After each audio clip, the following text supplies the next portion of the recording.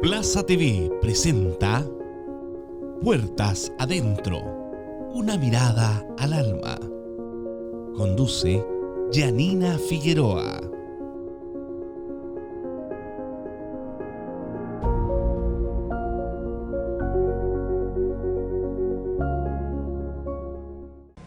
Para comenzar este primer programa, para nosotros es un honor, es un orgullo estar hoy día con una mujer que sin duda alguna durante todos los años de nuestra democracia ha sido un ejemplo de periodismo, ha sido un ejemplo de constancia, de lucha, de honestidad y que sin duda nos ha ayudado mucho. Alejandra Matus, muy bienvenida, nos ha ayudado mucho a los chilenos y chilenas últimamente.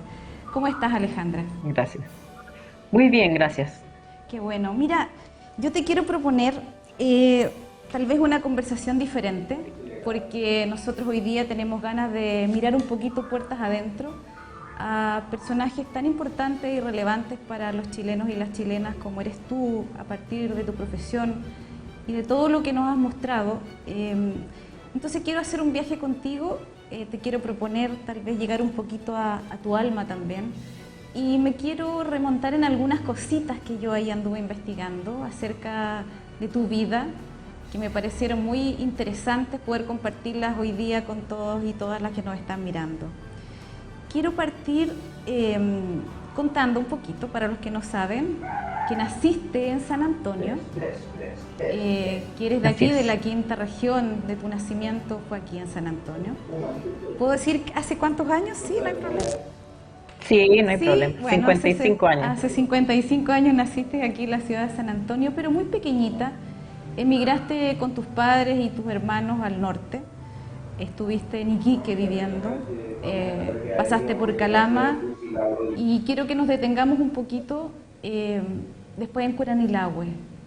Entonces, a partir de esa vida tuya, de irte tan pequeñita, estar en el golpe de Estado junto a tus padres, que eran profesores normalistas, además, qué hermoso dato. Quiero que me cuentes un poquito, Alejandra, ¿qué significó para ti la figura de tu madre, que yo sé que es muy relevante en un momento de niñez tuya y de tus hermanos? Bueno, como la historia es que nosotros estábamos, mis padres, digamos, yo nací en San Antonio, pero ellos se vinieron a Santiago a trabajar, todavía en la década de los 60. Y aquí nacieron mis dos hermanos, Jean-Pierre y Marcelo, ahí lo están viendo. Mi mamá se quedó sola, se separó de mi papá y se quedó sola criándonos a nosotros tres. Yo tengo dos hijos ahora y solo puedo imaginarme lo difícil que fue eso, más encima en dictadura, pasando hambre, miseria, digamos. Fueron años difíciles, pero ella es un roble. ¿Y qué hay de ti, de tu madre? ¿Cómo marcó esa etapa que tú me cuentas, además de pobreza, de miseria? Los años 80, 70 fueron muy duros para muchas familias. Y hoy día, donde las mujeres estamos además retrocediendo económicamente 10 años, deben haber muchas mujeres como tu madre hoy día que están enfrentando la crianza solas, sacando adelante chiquillos y viendo que está difícil poder parar la olla en muchos hogares de Chile. Entonces, cuéntame un poquito más, ese rol que cumple tu madre y cómo marca tu vida también eso. Mi mamá fue una mujer siempre alegre, vivíamos y disfrutábamos lo que teníamos, por poco que fuera. O sea, yo creo que ya de adulta uno tiene conciencia de las precariedades o las miserias que pasó, pero en ese minuto no lo sentíamos porque ella no nos hacía sentir que fuéramos pobres. Pero yo creo que cosas que he sacado de mi madre, un sentido de la dignidad enorme. O sea, mi mamá es muy consciente de su valor como ser humano, ¿no? No económico, su valor como ser humano. Entonces, por ejemplo, no sé, pues a veces íbamos a ver a mi bisabuela, que la crió a ella, y nosotros íbamos más o menos con el diente largo, pero ella nos decía antes de entrar, que no fuéramos a demostrar que teníamos hambre ni que no habíamos comido mucho, digamos. O sea, ella, la dignidad ante todo. Wow, qué fuerte. Oye, Sí. pero además a ti te toca ser la hermana mayor. ¿Qué crees tú qué impronta dejaste en tus hermanos, que son también dos adultos exitosos como tú, con esta vida difícil de tener que aguantarse un poquito el hambre porque van de visita? Pero tú además eras la lideresa segunda de esa familia. ¿Qué crees tú que tus hermanos pudieron heredar de ti? Seguramente te quedaste muchas veces a cargo de ellos mientras mamá salía a trabajar, o te encargaste a lo mejor de alimentarlos, o de que anduviesen, digamos, con los zapatos bien abrochados, lo que nos toca a los hermanos mayores de repente con los hermanos más pequeños. ¿Qué crees tú que...? Bueno, sí, sobre todo en esos años que mi mamá tenía que trabajar 3 turnos para parar la olla. Tampoco había plata para contratar nana, pues. Entonces, de repente llegaba alguna mujer que mi mamá contrataba o alguna vecina, pero no duraban mucho porque nosotros ya además éramos bien insoportables, yo creo. Ahí están tus dos hermanos, Entonces, estás con tu madre, alcanzas claro, a ver, sí, sí. ahí está tu madre, Sí, ahí está mi tío Roberto, que y tu también tío es Roberto, súper importante. sí. Eh, entonces yo era como una mamá chica, pero una mamá chica igual niña, pues sí, imagínate, estaba a cargo de ellos, tenía 8 años, 7 años, eh, y cometía muchos errores, como puede cometer una niña. Una vez casi intoxiqué a mi hermano porque le dolía la guata y encontré unas pastillas que yo sabía que eran para la guata y como eran tan chiquititas, se las tomó todas. Uh, Y ahí terminó en el hospital 3 días intoxicado, pero bueno, sobrevivimos. qué bueno. Oye, Alejandra, esta niñez te toca en un momento también ir a Curanilahue, a la casa de tus abuelos. Cuéntame qué hay de ti, qué hay en ti de tus abuelos, en ese paso por Curanilahue, de algunas cosas que también fueron fuertes para ti ahí. A ver si me puedes contar un poquito de eso. Bueno, eso fue para el golpe, que mis padres, como te decía, eran profesores normalistas, además justo se estaban separando, pero en medio de tener que esconderse ellos mismos, ellos eran militantes de izquierda, eh, nos llevaron a la casa de mi abuela paterna, eh, mi abuela Berta. Y claro, como una manera de protegernos, que estuviéramos ajenos a todo lo que estaba pasando, pero bueno, el golpe ocurrió en todo Chile. Y llegaron los militares, digamos, yo recuerdo claramente, fue como una arremetida, que llegaron los militares, pasaron camiones disparando. Yo me acuerdo que estaba parada en el portón, la casa de mi abuela daba como un río, y estábamos parados ahí, los niños como estábamos todos los días, digamos, y pasó un camión y llevaba prisioneros. Y toda la gente estaba mirando el camión, mirando a las personas que iban ahí, y los militares empezaron a disparar.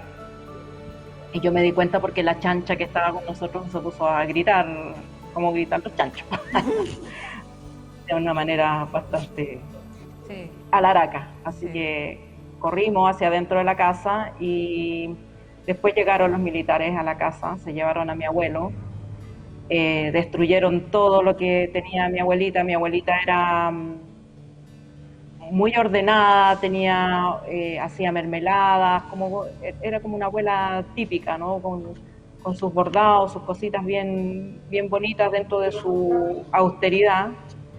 Y los militares le rompieron todo, rompieron los colchones, botaron las mermeladas, se robaron cosas. y mi abuelo llegó 3 días después todo moreteado y claro, recuerdo a mi abuela poniéndole los pies en agua con sal y salmuera y fueron episodios bastante traumáticos porque además los militares a nosotros nos encerraron a mí y a mis hermanos en la cocina mientras todo esto pasaba y nos apuntaban y nos preguntaban si mi abuelo tenía armas. Wow.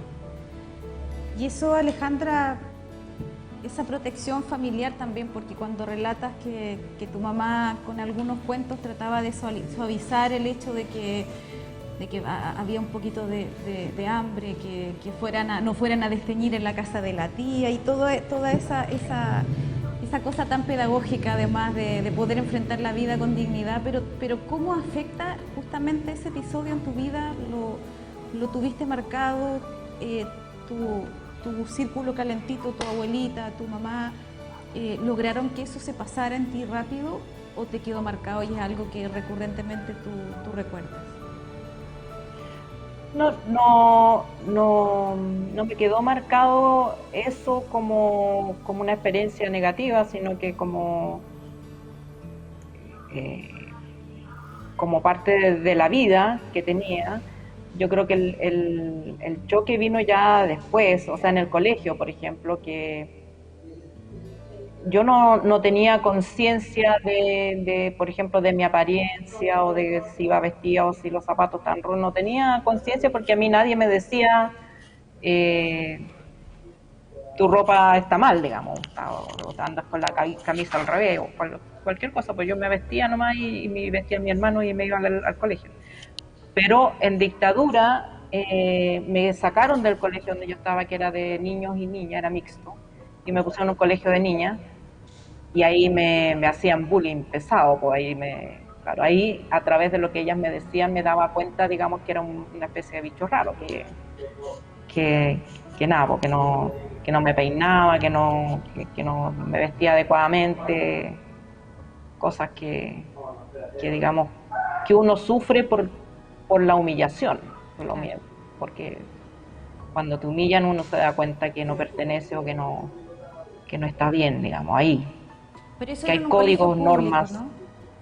Sí, era un colegio público, claro. Sí.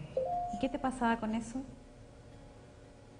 No, pues, o sea, creo que la experiencia de la humillación es lo que a mí me permite sentir empatía, digamos. O sea, yo sé que el tema de la dignidad, de la pobreza, no es solamente falta de recursos, es también que hay una mirada social que aplasta a las personas por la manera en que se visten o la manera que hablan, o hay distintas maneras de lo que se llaman marcadores de clase, ¿no? De dónde viene, dónde vive, si tiene auto, no tiene auto, una serie de cosas que van cercando a las personas y les van poniendo un techo y no les permiten progresar ni ser consideradas como ciudadanos dignos y equivalentes a cualquier otra persona.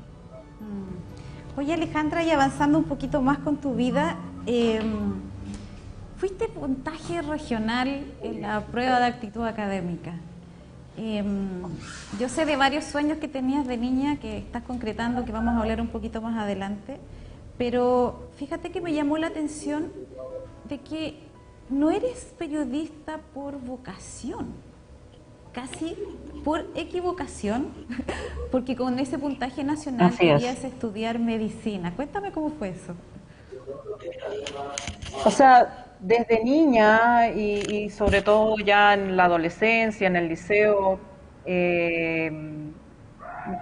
siempre quise estudiar medicina o algo relacionado con la ciencia. Ya yo creo que en cuarto medio, por la serie Cosmos, yo quería ser ingeniera nuclear o bióloga nuclear o algo así. Pero en Chile esas carreras ni siquiera existían. Entonces, un día nos llevaron del Liceo Calama, nos llevaron a la Universidad de Antofagasta, donde no existía la carrera de medicina, pero existía tecnología médica. Y nos llevaron a una sala donde había unas bandejas con unas cabezas, cerebros humanos partidos por la mitad, O sea, era la cabeza entera, no era solamente el cerebro, era una cabeza disectada por la mitad y en formol, y para mí fue una experiencia bastante marcadora al punto que yo dije, no, no voy a estudiar medicina mejor.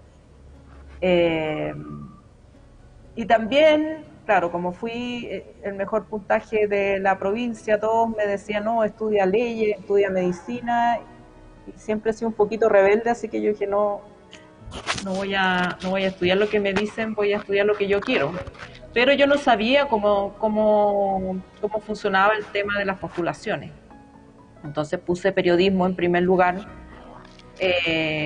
pero llené las 12 casilleros pensando que después iba a poder elegir. Y no era así el sistema, pues era uno quedaba en la primera carrera, si te daba el puntaje, quedaba en la primera y ya después uno no podía cambiarse. Así que, no, quedé en periodismo. ¿Y cuál fue tu sensación? Dije, periodismo estaba dentro de... ¿Qué reglón de los 12? Estaba primero. Estaba primero. ¿Lo pusiste primero? Estaba primero, pero no porque fuera mi preferencia, sino que porque había que llenar 12 carreras. Ya. Ahora, puse periodismo porque pensé, no sé por qué, porque yo no conocía a nadie que fuera periodista, ni no había periodistas en mi familia, ni mucho menos, sino que de alguna manera pensé, debo haber visto algo en la tele, antes de saber tú, que los periodistas podían abarcar muchas cosas. En eso no me equivoqué. Como me gustaban tantas cosas, me gustaba el arte, psicología, medicina, o sea, yo puse todo ahí, todo lo que me gustaba lo puse. Y dije, bueno, a lo mejor en periodismo me permite hacer más de una cosa. Y claro, cuando quedé en periodismo, no es que tampoco fue una decepción, sino que la meta era llegar a la universidad nomás, pues ya, quedé y eso era lo importante. Oye, Alejandra, y bueno, ahí estabas en Calama, terminas ese proceso, como le pasa a tantas familias en el país y tiene que emigrar por el tema de la universidad. ¿Qué fue para ti llegar a una ciudad tan inmensa como Santiago?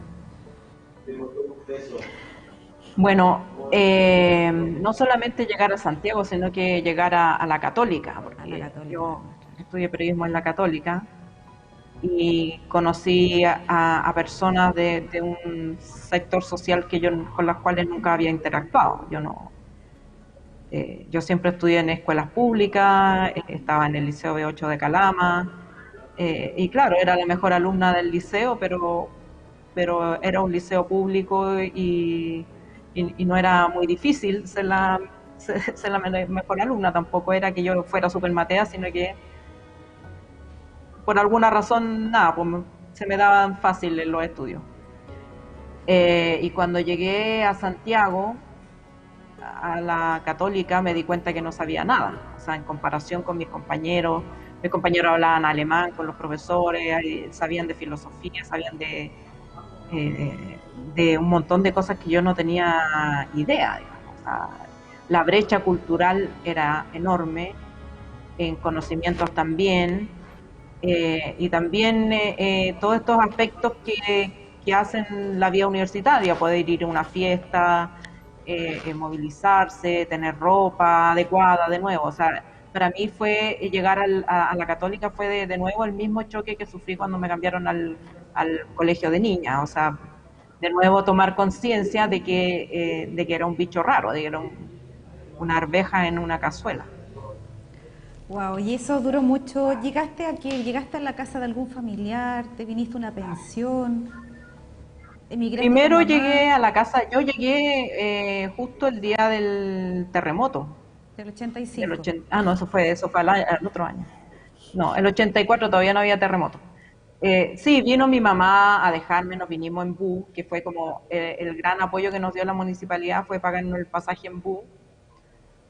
Nos vinimos en bus desde Calama, en ese tiempo se demoraba 26 horas el bus, y inicialmente estaba en la pensión del colegio de profesores. Ya. Al año siguiente ya no alcanzaba para pagar, mi mamá no le alcanzaba el sueldo para pagar eso. Así que ahí me fui a vivir a unas piezas que habían ahí en ese barrio de Santiago Antiguo, García Rey y todo eso. Viví en 9 lugares distintos en mis 4 años de universidad. Wow. Y siempre fue así, como un poquito doloroso al adaptarse a un sistema que no era el tuyo, ¿no? Claro, era doloroso, pero tampoco insoportable. O sea, son cosas que tú anotas y que te das cuenta, pero tampoco que yo me tirara al suelo así. No era insoportable, era parte de lo que había, pero eso tampoco me impidió generar lazo y amistad con mis compañeros, pasar la carrera, probar los ramos. Y ahí, Alejandra, No. ¿qué amistades conservas de esos años de chica universitaria? Bueno, mi curso es bastante unido. Nosotros hace un par de años, no sé cuántos años, ya nos reencontramos ya viejos y tenemos un grupo de WhatsApp y ahí estamos todos, digamos, casi todos, y hay un grupo bastante extenso que mantenemos la amistad de habernos conocido en esos años. Pero amigo, sí, amigo del alma, Jaime Coiro, que era mi yunta, nos sentábamos juntos, nos reíamos todo el día, pasábamos súper bien. Y la Tere Espinosa, Victoria Marín, que éramos como los proletas del curso. Qué bueno. Y obviamente no Alejandra, aunamos. ¿cómo crees tú que ha cambiado la educación para los estudiantes de regiones desde ese tiempo hasta ahora?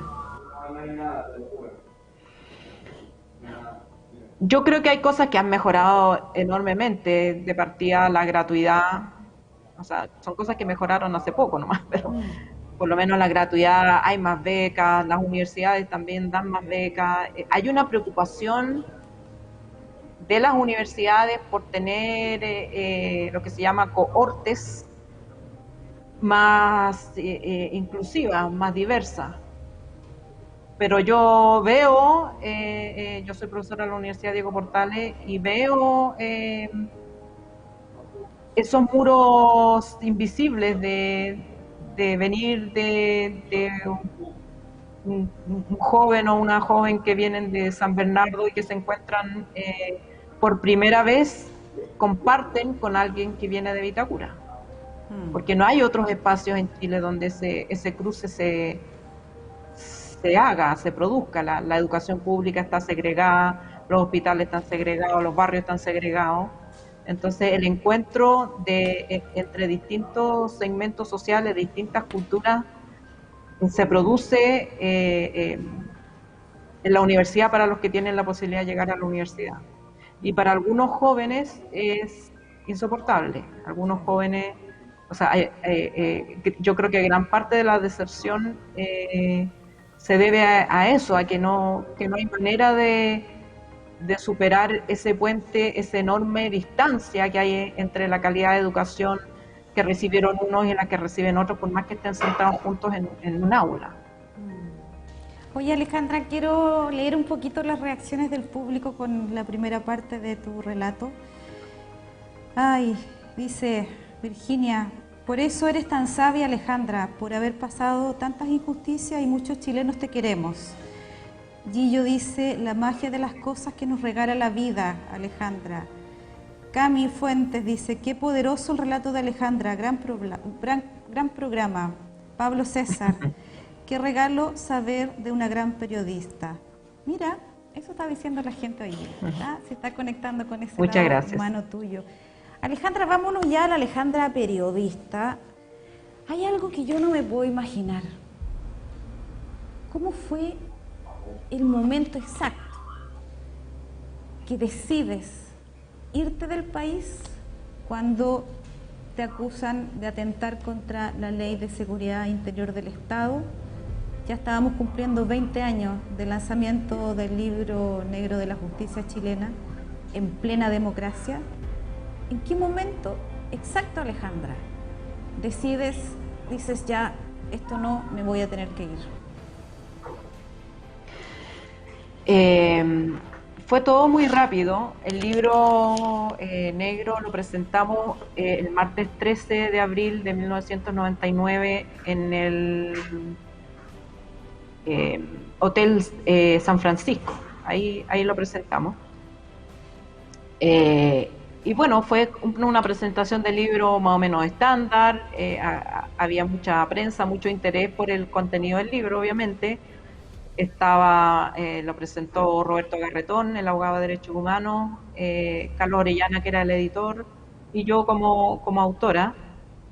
Y de ahí nos fuimos a un almuerzo de celebración con la familia, los amigos, y yo estaba en ese minuto de novia con un gringo, con Jorge, en ese minuto. Y al otro día yo tenía compromisos para dar entrevistas, para hablar del libro con distintos medios.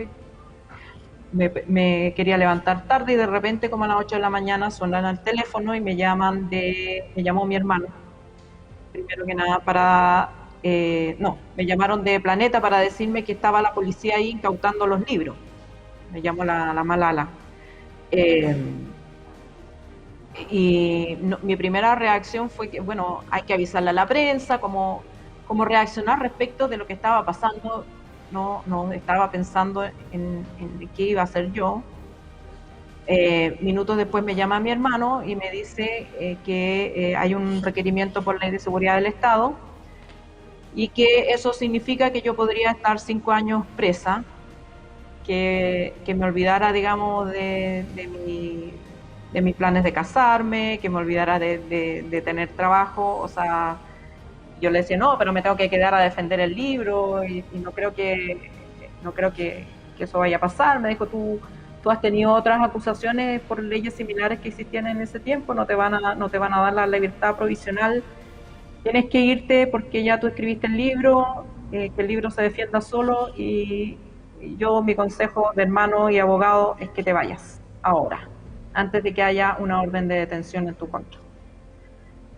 Yo llamé a Planeta, que en ese minuto estaba lidiando con precisamente la confiscación del libro, y hablé con Carlos Orellana, le planteé este tema, porque dije, bueno, si me quedo o si me voy, Planeta va a tener que hacerse cargo de mí, de algún modo, porque, digamos, yo había venido con las intenciones de quedarme. Yo había estado hace años fuera de Chile, pero venía a quedarme, a instalarme, y iba a tener que irme de nuevo. Entonces, bueno, mientras ellos conversaban y todo, dialogaban, yo veía a mi novio, que el Jorge me decía, pero tú me dijiste que este era un país democrático, ¿cómo te van a meter presa? Es frío, no podía entender lo que estaba pasando, no podía entender esa lógica chilena noventera en que sí, pues era posible que me metieran presa por escribir un libro. Y finalmente él estaba de acuerdo en que me fuera, mi hermano quería que me fuera, y la gente de la editorial finalmente me dijo que era mejor que me fuera. No me quedó otra que hacer caso nomás, pero no fue una decisión fácil, y me fui más bien con la sensación de que tenía que quedarme. Qué fuerte eso, Alejandra, tener que irse de tu propio país en democracia por escribir un libro, además que fue tan doloroso leerlo, ¿eh? Cuando leímos el libro negro de la justicia chilena, qué terrible, cuántos personajes distorsionaron absolutamente la verdad en este país. Oye, Alejandra, te quiero llevar al amor, aprovechando que está uno de los pequeños ahí. Fíjate que, no el gringo, Alberto, que aparece en tu vida hace 15 años atrás, me contó algo muy bonito. Me dijo, la primera vez que vi a Alejandra Matus fue como un rayo que cayó sobre mi espalda. yo estaba en pareja, Alejandra estaba casada con el gringo, y fue algo muy, muy especial, me dijo, porque además después conversando con el tiempo nos dimos cuenta que habíamos vivido muy cerca en Iquique, tal vez habían vivido muy cerca en Santiago, habían vivido en el mismo departamento en distintos momentos además. Claro. Entonces yo le dije, eso es el hilo rojo de todas maneras. ¿Qué significa Alberto en tu vida? Bueno, Alberto es el amor de mi vida, mi compañero, mi contenedor, él me ayuda, yo diría que me sostiene, porque son muchas las cosas que, por ejemplo, en el presente tengo que balancear para estudiar, los niños, la casa, y si no estuviera con él no podría hacer ni la mitad de lo que hago, ¿no? O sea, encontraste un gran compañero en Alberto. Oye, otra cosa que me llamó mucho la atención, fuiste mamá a los 50 años.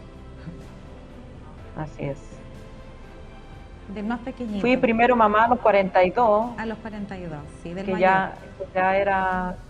Ahí están los pequeños. Que ya era, ahí está, ya estaba pasadita. Y luego fui madre a los 50, que embarazada a los 49, y a los 50 nació mi segundo hijo, Alberto. El primero se llama Alejandro. Y ese es otro regalo de Alberto, mi marido, digamos, que nos sometimos a tratamientos de fertilidad que no son nunca fáciles, son muy desgastadores psicológicamente, tampoco son como la gente cree muchas veces que uno inicia un tratamiento y ya queda embarazada y listo, digamos, hay muchas más posibilidades de fracasar que de tener éxito en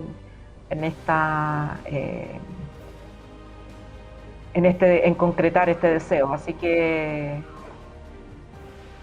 sí, tuve esos embarazos a edades no muy usuales. No muy usuales, pero lo difícil fue quedar embarazada, pero una vez que quedaba embarazada, en los dos casos fueron embarazos súper buenos. Mis hijos nacieron por parto normal y también se debe al médico que nos ha tratado, que nos ha visto desde siempre, que es muy dedicado y muy profesional.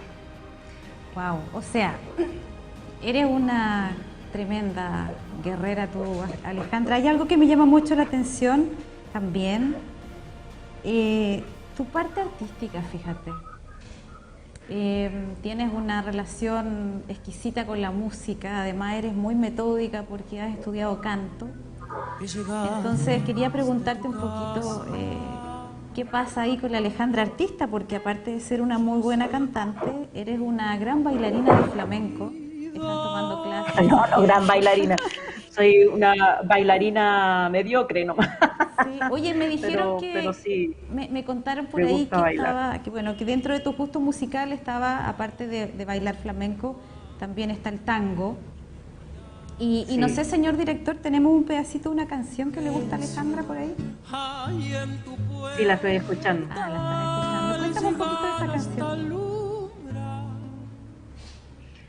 Es que esta versión es tan linda que me da vergüenza acá, porque haberme atrevido a cantarla, porque esta es de Penisi, de Nahuel Penisi, un argentino, canta precioso, y estuvo acá en el Festival de Viña, pero no lo tomamos en cuenta, es maravilloso. Yo creo que si no hubiera habido dictadura, que si no, digamos, si yo hubiera sido una niña que creciera en un ambiente normal, establecido, yo hubiera estudiado arte o música o danza, digamos. Eso es lo que realmente me gusta, si me preguntan. ¿Y ahora estás tomando clases con Pedro Fernández? Sí. Sí. O sea, estoy ya, no sé si en el tercer o cuarto año ya de bailar flamenco. Sí. Te tomas bien en serio los desafíos también, así bien metódico. O sea, ¿te gusta el flamenco? Toma clase de flamenco. ¿Te gusta la música? Sí, pues porque si no... Qué Claro, porque buena. si no uno no se queda con lo... no avanza, pues. Uno no avanza, sí. Oye, Alejandra, quería, fíjate que hoy día en la tarde, bueno, esto está fuera de libreto, ya nos queda muy poquito, no quiero abusar de ti, pero estuve leyendo un artículo que sacaste de la vieja justicia de clase y citaste a Vicente Huidobro, García Huidobro, que en el 1925 escribió: nuestra justicia es un absceso putrefacto que empesta el aire y hace la atmósfera irrespirable, dura e inflexible para los de abajo, blanda y sonriente con los de arriba. Nuestra justicia está podrida y hay que barrerla en masa. ¿Sabes que cuando leí eso me conecté absolutamente con todo el trabajo que estás haciendo tú y también con otros medios independientes en el país que están sacando a la luz pública tanta basura putrefacta, como decía Vicente García? Y quiero saber qué sientes a raíz de lo que de muchas de las cosas que tú has investigado y nos has puesto a nosotros los ciudadanos en la opinión pública, justamente con esto, con esta justicia que hay para los de abajo y otra justicia para los de arriba. Cuando conversamos lo del Enjoy, me atreví a escribir alguna cosita desde el mundo de las pequeñas empresas al cual represento como dirigente gremial. Y fíjate que yo he tenido una sensación de injusticia tan grande a raíz de además tener tanta argumentos, el que efectivamente hay un tema de clases en la justicia y que las decisiones políticas además están todas también entrelazadas con leyes. Hoy día vimos cómo se condena a Orpis, pero ¿cuántos faltaron por condenar en el tema de Corpesca y otras irregularidades en el mundo de la política? ¿Qué es lo que más te ha sorprendido de todo esto? ¿Qué sientes además cuando uno destapa y destapa cosas y no pasa mucho?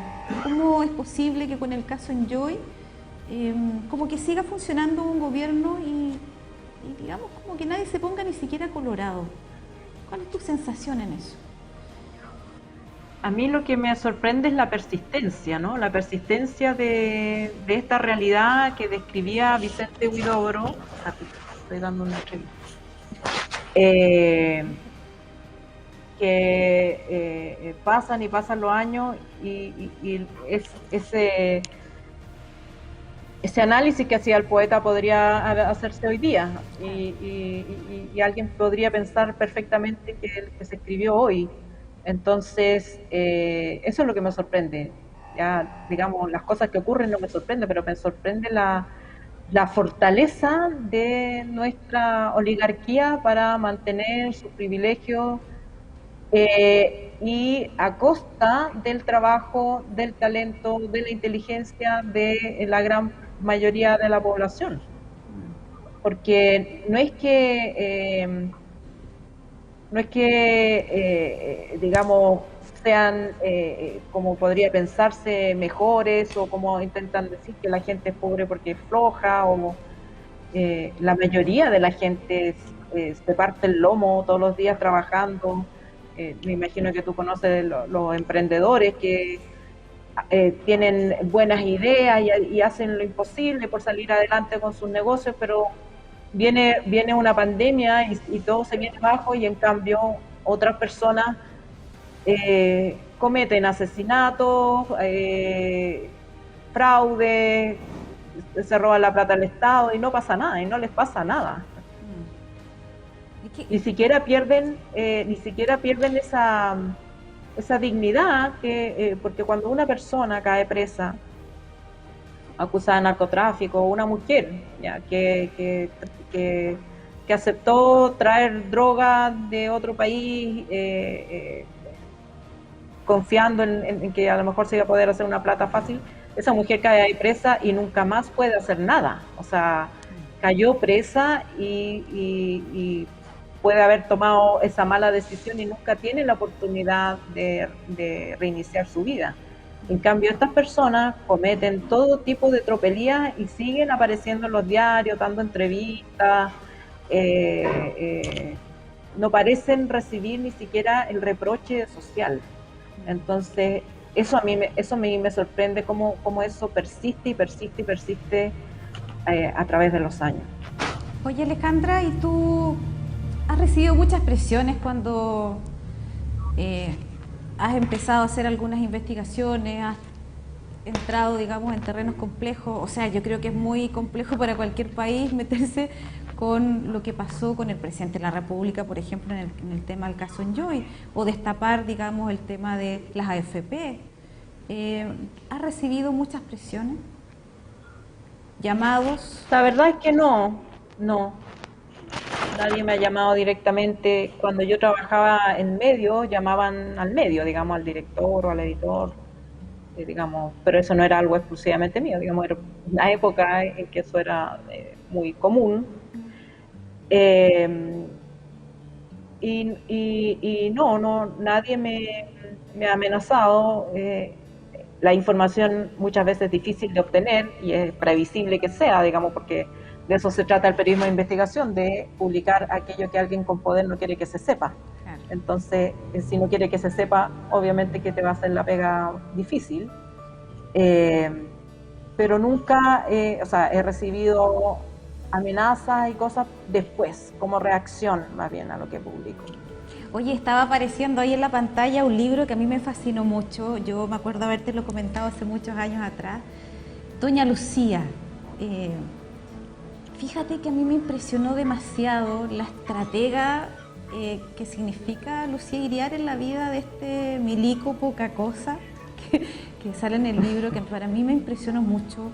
Cómo esta mujer, además de una buena clase social, se siente un poco frustrada con este marido, y ella, como le decía a Milico, poca cosa, y como ella además es una gran estratega de todo su ejército, digamos, electoral, cómo lo pone, las partes que lo pone, cómo le perdona algunas cosas como engaños, por ejemplo, solamente con el objetivo que él llegara a ser una persona importante, y ni más ni menos lo transforma en uno de los dictadores más repudiados de América Latina y el mundo.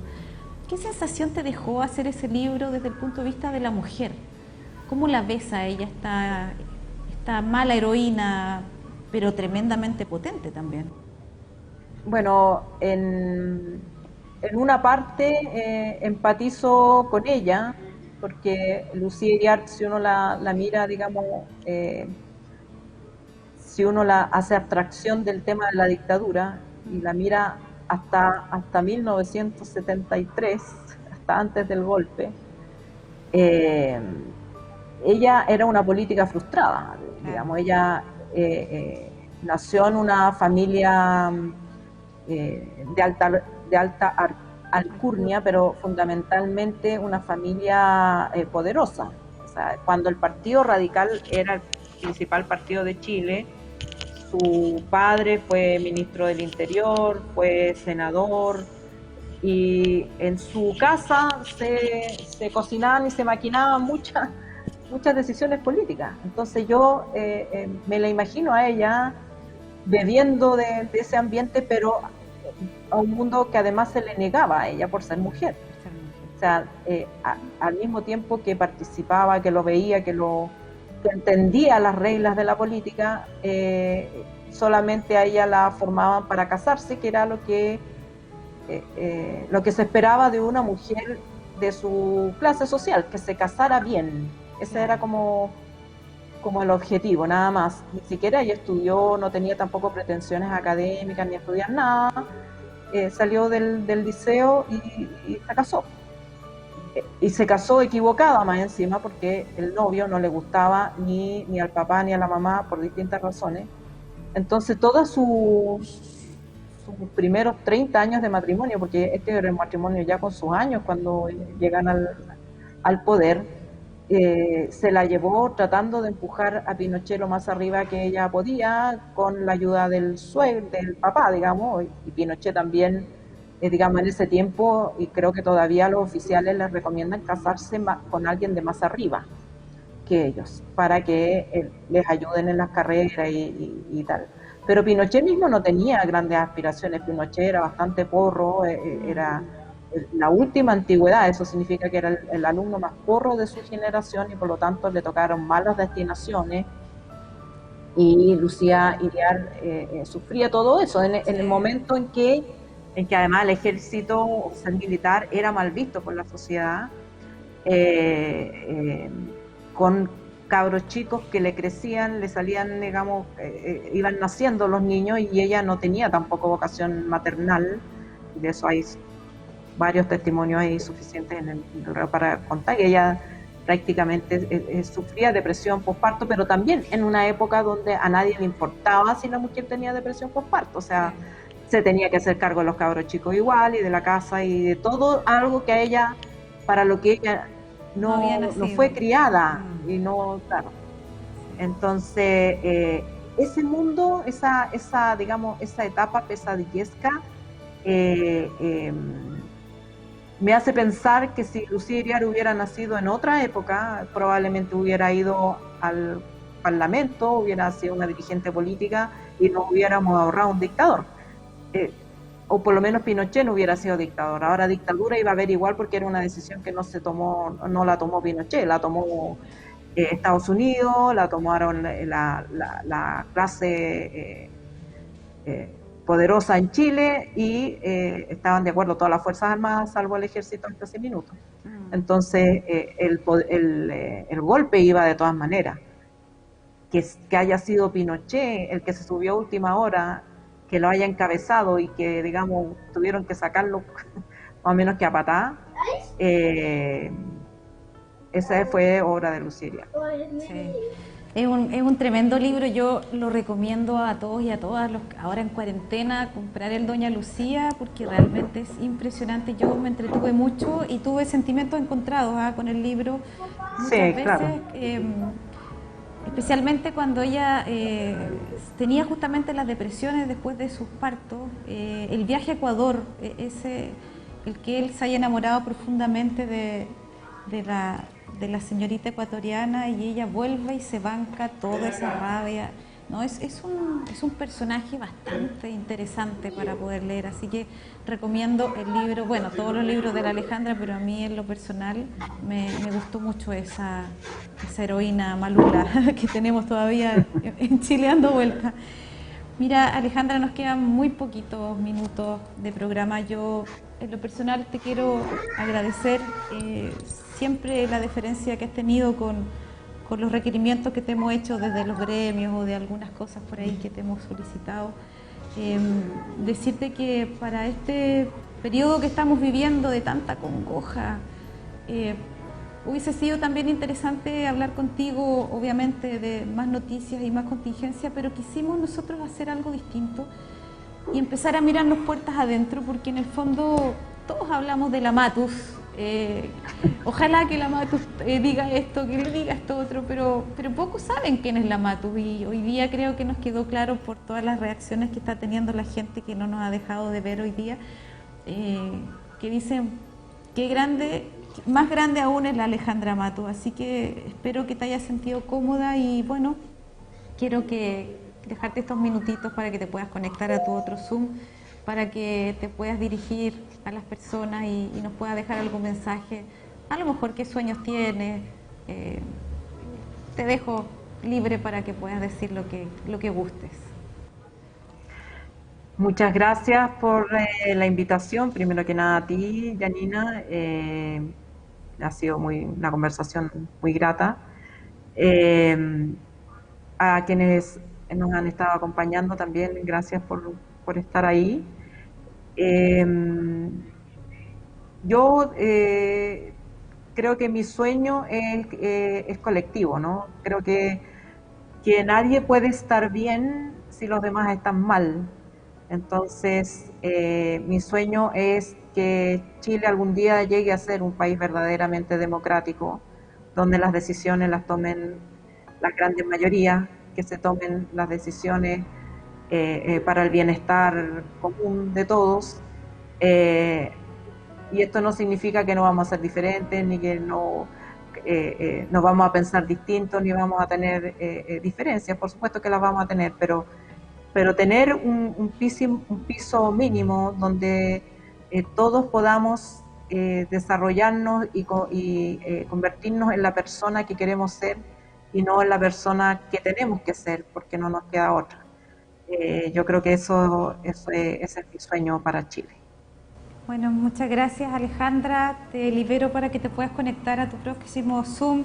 Un abrazo muy cariñoso para quien me colaboró en esta entrevista, que fue Alberto, tu marido, y un saludo muy cariñoso a tus hijos, a tu familia en general, Alejandra. Que estés muy bien. Gracias por estar. Muchas gracias, Janina. Y a todos los amigos y amigas que estuvieron conectados hoy día en este programa Puertas Adentro, una mirada al alma. Los dejamos especialmente convidados para la próxima semana, el viernes a las 18 horas, con un interesante invitada o invitados, así que conéctense con nosotros aquí en Plaza TV, desde los estudios de Plaza TV en Viña del Mar. Una conversación mirando el alma de las personas. Que tengan todos y todas muy buenas tardes. Plaza TV presentó Puertas Adentro, una mirada al alma.